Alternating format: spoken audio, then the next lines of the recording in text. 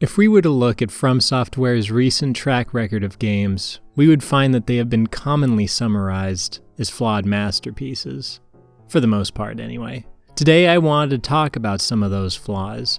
Those specific flaws that have followed the Souls series since Demons to Bloodborne. Ones we all should hope that Elden Ring does not have. Elden Ring may not have a release date yet, but unfortunately for you, I'm going to be talking about it all the same.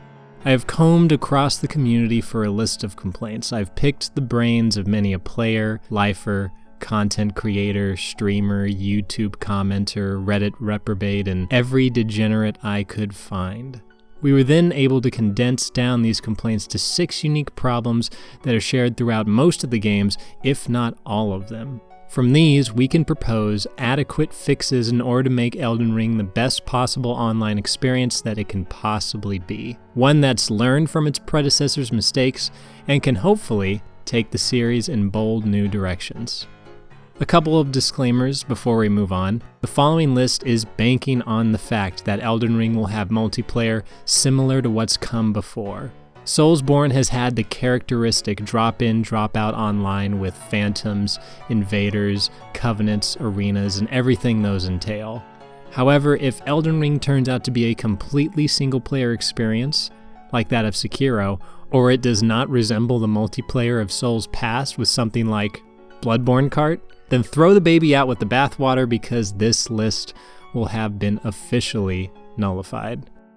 But until that point, FromSoft, this is for you, and to whoever it concerns, and to when we are getting a Souls-like game that has multiplayer.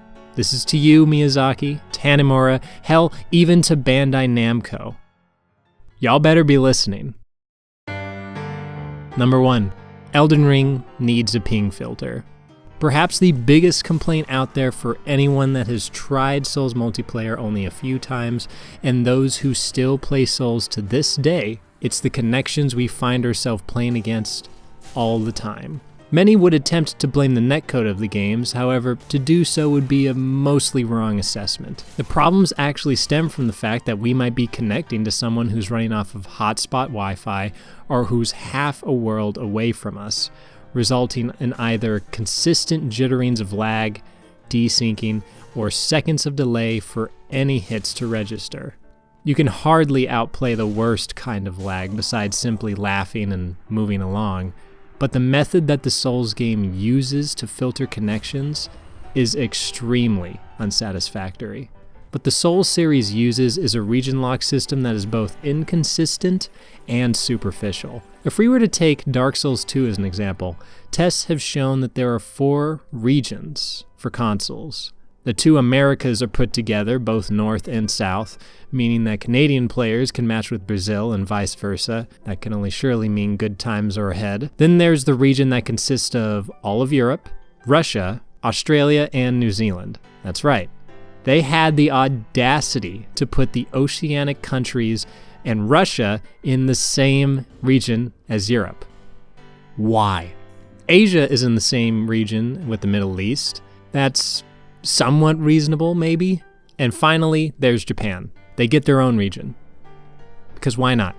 Meanwhile, on Dark Souls 2 PC, there are only 3 regions. Japan, of course, then a specific set of Asian countries, including New Zealand, which is odd. Then there's the rest of the world. That includes the Americas, Europe, Greater Asia, Australia, Russia, and even the moon. And true to FromSoft form, these region restrictions are rarely consistent in the very games that you play. If you were to try to use the arena in Dark Souls 2, the region lock isn't used at all. Whereas before a European player could avoid playing with a US player, now that they're both playing in the arena, the 2 players can now connect to each other. One last insult to injury, it has been found if you invade in Dark Souls 2 on the PC, the connections don't take into account the region restrictions at all. Those regions we talked about before on PC? Non-existent. They only count for the phantoms you're trying to summon in. Now, if we were to back up and take it all in, we would realize that all the Souls games have the same issue. If you try to turn off the matchmaking option in the settings of whatever game you're playing, you would come to realize that this option's sole purpose is whether or not you connect with Japanese players. Everyone else in the world is fair game. Now, if Elden Ring had a ping filter of sorts, let's take Tekken 7 as an example. You could very well choose to only connect with players who have the strongest connections to you based on their ping. You can even go so far as to specify bars in the settings. Connect to 4 and 5 only. Next thing you know, the netcode complaints of old would all be addressed in one swoop. Australians would be able to have connections with other players that wouldn't make their eyes fall out. Europeans, Brazilians, Russians, Chinese, and so on will be able to find higher quality connections than they ever could before. Sure, this filter may end up cutting out a lot of connections with players around the world you would have gotten otherwise, but those connections would have more than likely been extremely unenjoyable by both parties in the first place. However, let's say FromSoft couldn't implement a filter like this. At the very least, what they could do is create a more reliable and structured region lock. Take Rocket League, for example. Look at all the different regions we can choose from, and conversely, block out. Even US West can stop connecting with US East. Now that's precise. Just having an arbitrary on and off switch isn't going to cut it anymore. Giving players control over the quality of their connections is only a good thing and would vastly change online interactions for the better. Please, FromSoft, Bandai, whoever is in control of the region lock, please consider this. Now, the next two fixes go hand in hand with each other. They both would affect the quality of invasions, but specifically the outlying extremes that players would normally find. If we were to look on the spectrum of invasions, in the middle would be the quality of invasions that a majority of players would find enjoyable.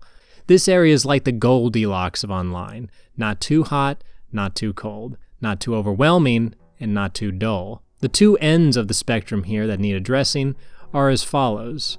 The first being this.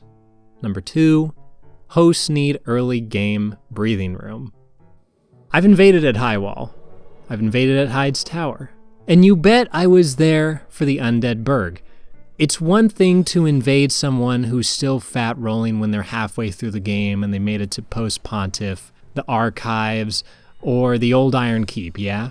It's something completely different when you invade someone who has no chance at fighting back. The main issue here is that early game hosts don't have much of a resistance to put up any kind of fight against invaders because of their lack of upgrades, armor, and stats. These kinds of interactions more than likely push players away and only serve to cut at the population numbers that are dwindling by the day, enough as it is. What would the solution be? Well, Bloodborne had one quality about its early game invasions that no other game implemented. It locked out hosts from being invaded until they reached the minimum level of 30. Every starting origin in Bloodborne, excluding Waste of Skin, started hosts at blood level 10. This gave hosts 20 levels to slot into their builds before they even had a chance to be invaded. The earliest a host could be invaded would either be Forbidden Woods or Hemwick Charnel Lane, meaning that the host would have at least traversed 3 areas to get their bearings. Perhaps a few would get invaded in Old Yarnum or Cathedral Ward, but only if they were grinding the areas repeatedly. Then they were on the menu. Of course, Bloodborne also had other obstacles to invading, but for the sake of brevity, let's assume that Elden Ring only borrowed the minimum level threshold. What if players in Elden Ring could only be invaded when they leveled up to a certain level, or upgraded their weapons to a certain reinforcement, or both? This method would give players ample room to not only level up their builds, but to get used to the feel of the game. This might not solve all of the low-level invading, of course, but it will, at the very least, make these newer players more capable fighters than they have ever been before in any of the games, in stats, upgrades, and knowledge. This fix would handle one end of the invasion spectrum, onto the other end. Number 3, overleveled phantoms should not exist. Stick with me on this one, because this affects nearly all facets of online, not just invasions. The downscaling formula that is used on password summon phantoms is immensely inconsistent. In most cases, overleveled phantoms are barely being scaled down in both PvP and PvE. Seeing is believing, y'all. Look at this. This is how much damage an overleveled phantom can do to another player. And here is how much they could potentially do to bosses. Like the previous fix, it's one thing to bring in phantoms to help you with a tough boss. I'm sure a majority of players who've played have utilized a phantom in a boss fight at least once or twice in their lifetimes, either by an NPC or another player. But to see a phantom rip through a boss in seconds completely overrides whatever challenge or loose sense of balance was there to begin with. And that same phantom being able to kill players in 4 hits or less with a fast weapon like a straight sword is nothing short of nonsense. FromSoft would need to do one of 2 things. Go back to the drawing board and write up a more intensive downscaling formula for overleveled phantoms, taking into account every detail and possible build outcome that needs to get nerfed along the way. Or, the more absolute choice, make it so passwords cannot override a host's original summoning range. As an example, take a host who is level 50 in Dark Souls 3. They can only summon a random phantom who is between levels 35 and 65. Now let's say that even if you have a password on, the phantom would still have to be between level 35 and 65 in order to connect with the host. This may sound a little bit too harsh, and I'd agree with you. So let's take a hint from Dark Souls 2 for a second. Remember how Dark Souls 2 had a name-engraved ring that increased the summoning range even further for hosts? What if, by using a password, this would have a similar effect in increasing the summoning range of a host by a small but noticeable amount? How large of an increase would ultimately fall down to how FromSoft would implement such a system if they were to go down this path. Would level 50s be able to summon from as high as 70 or 75? Would they also have to consider weapon level matchmaking as well? The solution here isn't going to be as clear-cut, due to the rather non-linear progression of players, each with their own levels, upgrades, spells, items, and so on. There's a lot to take into consideration and a lot to potentially mess up along the way. However, the system as it stands now is clearly one that needs more fine-tuning, and I would hope FromSoft has been listening, watching, and has just the fix for it. In my book, as long as a level 800 cannot get into a world of a level 50 or level 120 host, online play would see a significant improvement. Or else the overleveled phantom issues of Dark Souls 3, Dark Souls Remastered, and Bloodborne will simply carry over to Elden Ring. Speaking of carrying on, number 4. Elden Ring needs friendly hitstun.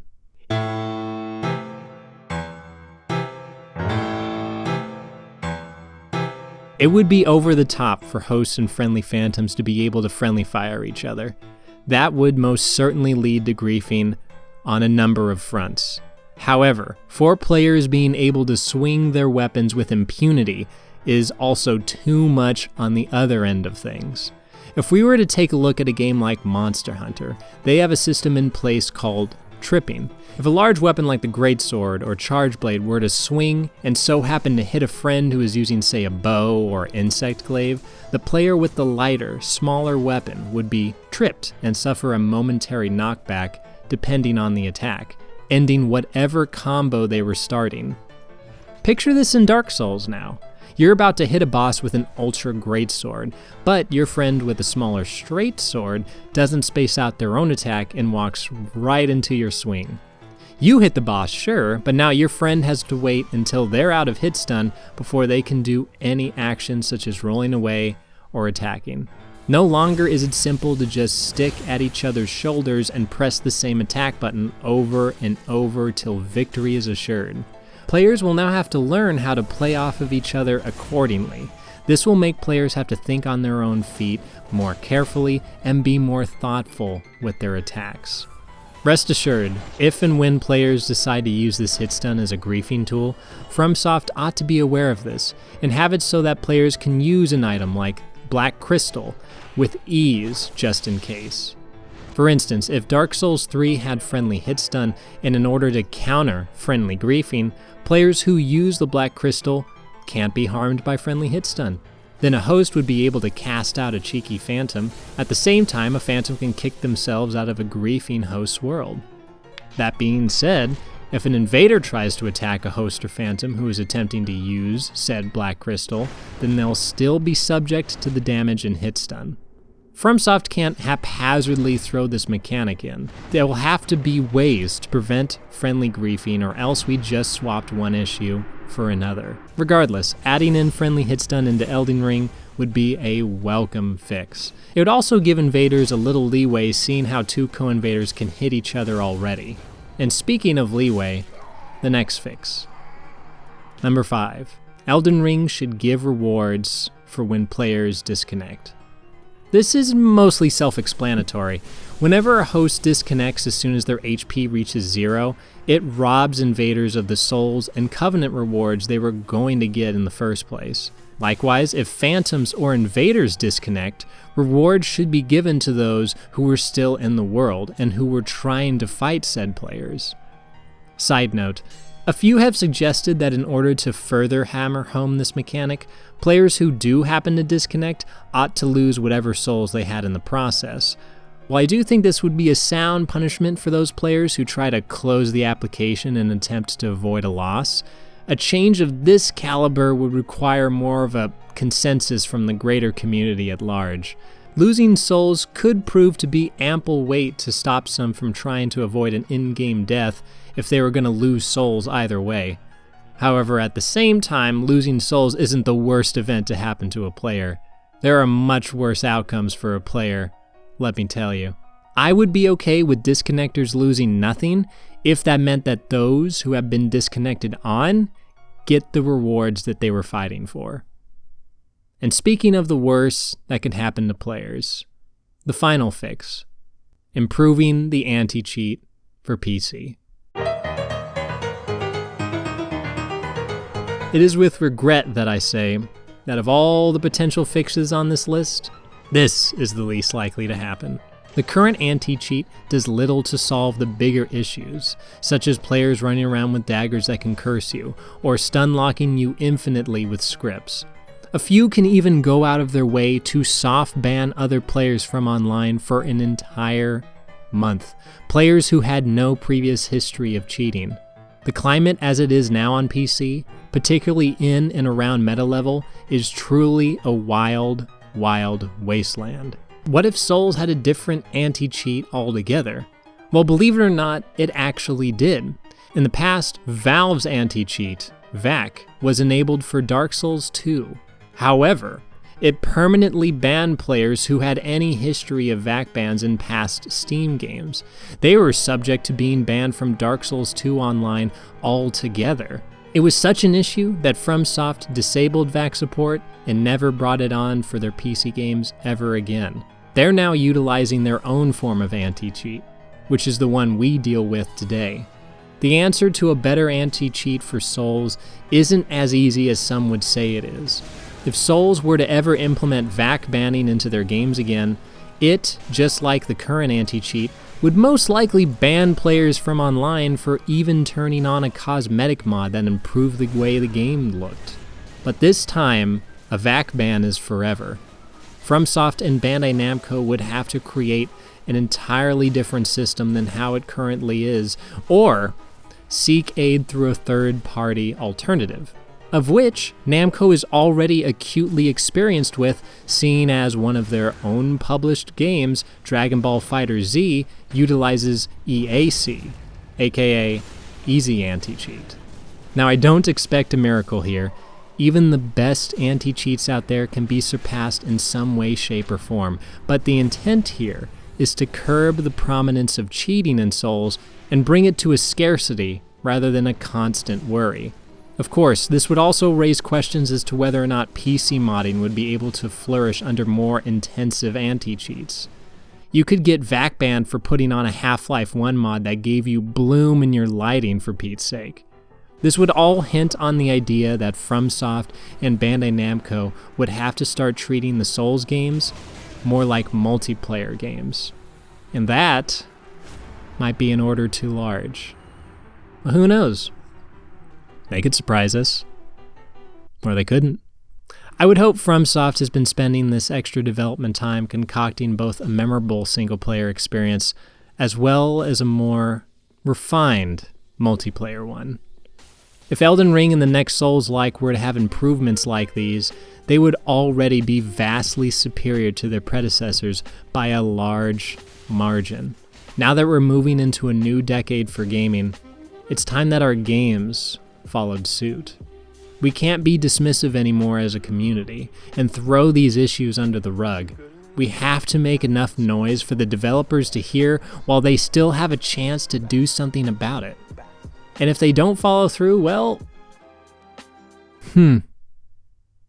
Divinity Original Sin 2 is pretty fun. If y'all made it to this point, I'd like to thank you for sticking around for this long. If you're looking for games to play this October, might I recommend 3 games in particular. Bloodborne's going to be going through a resurgence of players considering it's a month of spooky. Saint Riot's having a particular Sinister Run event, so is Ghost Hardware, Pincognito, a bunch of people on Twitch. Just turn on Twitch at night, find yourself a Bloodborne streamer, and join on in. It'll be a fun time. The Last of Us is also free on PS Plus, and that multiplayer is pretty freaking underrated. Also, just play the single player because it's free. And believe it or not, Destiny 2 is also free to play, and from what I hear, it's come a long way. Yeah, I know, I'm suggesting you games other than Souls. It's a scary world out there, but hey, we gotta fill up the room between now and Elden Ring somehow. But hey, until next time, stay safe out there, y'all. Tell somebody you love them, because they may need to hear that right now. Peace.